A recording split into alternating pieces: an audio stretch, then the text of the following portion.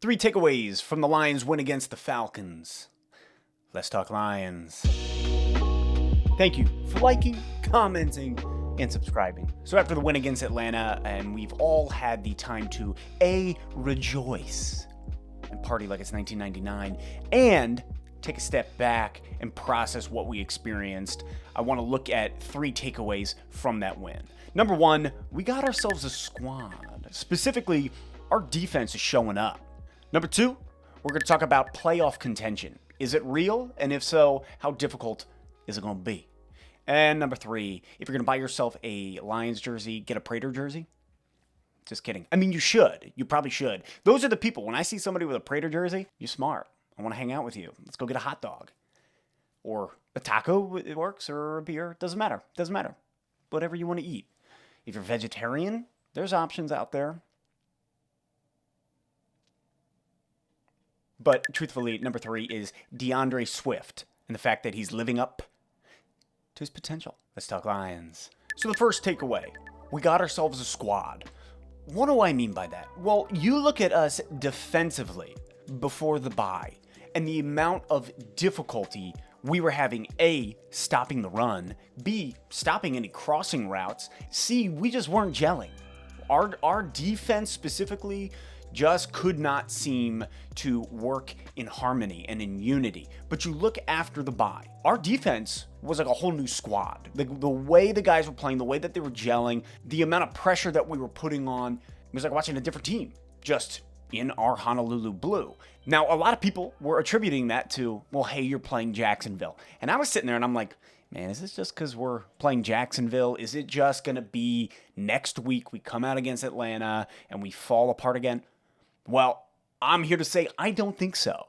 Looking at us playing Atlanta, and very specifically Trey Flowers, Jared Davis, and Jeff Okudah, and the way that defense came together like freaking Play-Doh on your grandmother's carpet. Just stuck in there. Let's look at Trey Flowers, for example. There was that 4th down play where Atlanta tried to score the touchdown. They said, hey, let's forego the field goal. Let's just go for the TD.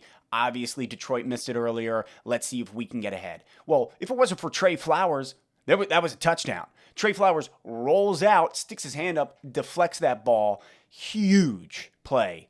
Not to mention a couple tackle assists and recovering a fumble. So you could see Trey Flowers stepping up in a lot of the areas of this is why we picked you up. This is why we're paying you. And he's stepping into that more and more each week. Let's look at Jared Davis, our linebacker. Jared Davis had 2 huge solo tackles. However, more importantly, Davis was forcing himself through the line constantly. There were so many plays where Matt Ryan drops back and I'm watching Davis split through the line and force his way, making Matt Ryan throw the ball. What was key was our linebackers. We talked about it ahead of time, but they played a vital role in forcing Matt Ryan to throw the ball. And lastly, Jeff Okudah. Obviously, Jeff Okudah was our 1st-round draft pick, and it's been a slow start. He got thrown in there against Aaron Rodgers. He was thrown into the fire, no preseason, and we're watching slowly. Yes, he's still making mistakes. However, we're really watching Jeff Okudah grow and blossom from this college mindset, college gameplay mindset to NFL mindset and having to play a different type of game. And what I liked was watching, if you look at a lot of where Jeff Okudah was used last week, there were a lot of interesting plays with Jeff Okudah where they would start it out and make it look like he's going to drop back. And the moment that Matt Ryan hikes the ball, Jeff Okudah splits in and almost tackles Todd Gurley. There was a couple plays like that where he got real close to just pulling Todd Gurley down or Matt Ryan down, forcing plays to go in different directions, which was a really neat thing to watch happen. So it seems like Jeff Okudah is moving into his place in the NFL and on the Lions. The second takeaway from this game is playoff contentions are real, but they gonna be difficult. We have been discussing week after week about moving forward this idea of you're either going to get stuck in draft purgatory or you can move through and you can win a wild card. Let's just look at that for a moment. We have gone over the Lions' next few games. Obviously, we got Indy, we got Minnesota, we got Washington, we got Carolina. We have 4 games that we could really win at least 3 out of those 4, if not 4 out of 4 of those games. I think that the most difficult one is going to be against Indianapolis this week. But playoff contention is real because you look at what is happening in the rest of the NFC. The NFC East, I'm not even going to talk about because one of those teams is going to the playoffs and even gets to host a home game, and that is infuriating because they're so bad. But none of the rest of those teams will be going as a wild card. If they do, my God, I should not become a fortune teller.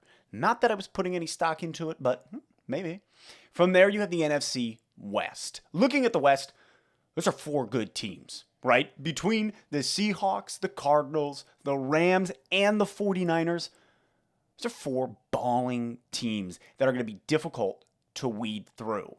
At least 2 of those will go to the playoffs, if not 3. Then you have our division, the North. You obviously got Green Bay, Chicago, us, and Minnesota. Minnesota seems like a wash. Chicago is the most confusing one because you look at them, we should have beat them the first game, we blew it. You watch them play as a whole, constant coin tosses week after week. I don't foresee Chicago going as a wild card. I don't think they can keep it up, especially if you look at Chicago's upcoming schedule. Chicago plays New Orleans, Tennessee, Minnesota, Green Bay, Detroit, Houston, Minnesota, Jacksonville, and Green Bay again. I don't think Chicago is going to make it. I think that they're probably going to win 2 of those games and lose the rest and end up maybe at a 7-9 record, maybe an 8-8.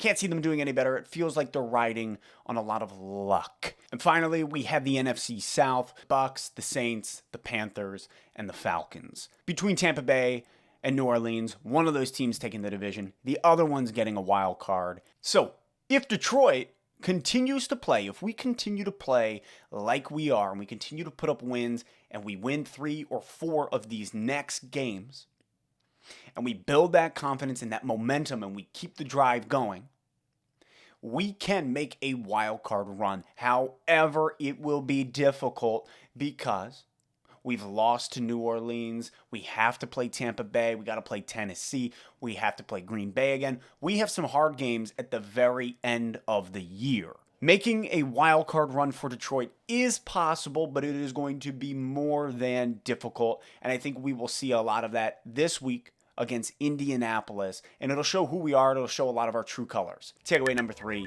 is DeAndre Swift. Week 1, when the tragedy of DeAndre Swift dropping that ball in the end zone hit home. When that happened, there was a moment where it was like, this could define Swift. There was the chance that that play would kill Swift's season, that it would absolutely define him and that he would struggle for the rest of the season, if not further into his career, because that's no light play. Here we are, we should be 4-2, instead we're 3-3. There's a lot that goes into it. It could easily have killed this season. However, what is so awesome and makes me so happy to see is that DeAndre Swift has taken that, learned from it, and move on and kill it. And that's exactly what he's doing. He is killing it. DeAndre Swift is making so many strides forward in the NFL. All in all, DeAndre Swift is coming into his own. And that is huge for us. We haven't had a good running back game in a long time. Obviously, Kerryon came. He's been injured 2 years in a row by game 6. So we're watching the functionality of our running backs be used in a very strange way, right? Between AP, DeAndre Swift, and Kerryon, there is a lot happening. And DeAndre Swift is being utilized, and he's being utilized well. You look at his stats, he went from barely any attempts, and he's gone up. At Jacksonville, he absolutely went off, had a day, and even against Atlanta, he had some good runs. One of them was taken back. It would have been a 24-yard run. He is explosive, and he is not letting that first game define his season, and that's what we need. A lot of times, I feel like we get guys in Detroit that just kind of give up, and it's awesome to see a young player not give up, especially after something so detrimental as that. All in all, my takeaway, I think Detroit's got a shot. And I think we've got a team that is coming together, looking good, playing better, and really, all in all, man, it looks like these players are buying into the culture that Matt Patricia is creating. But if we keep this up and we keep the momentum going forward, playoffs are attainable. It'll be difficult, but it can happen. What are some of your takeaways from the game? Is there anything that stuck out to you more than others? And I'll see you next time for a discussion about the Indianapolis Colts and what's going to take to beat them. Go Lions.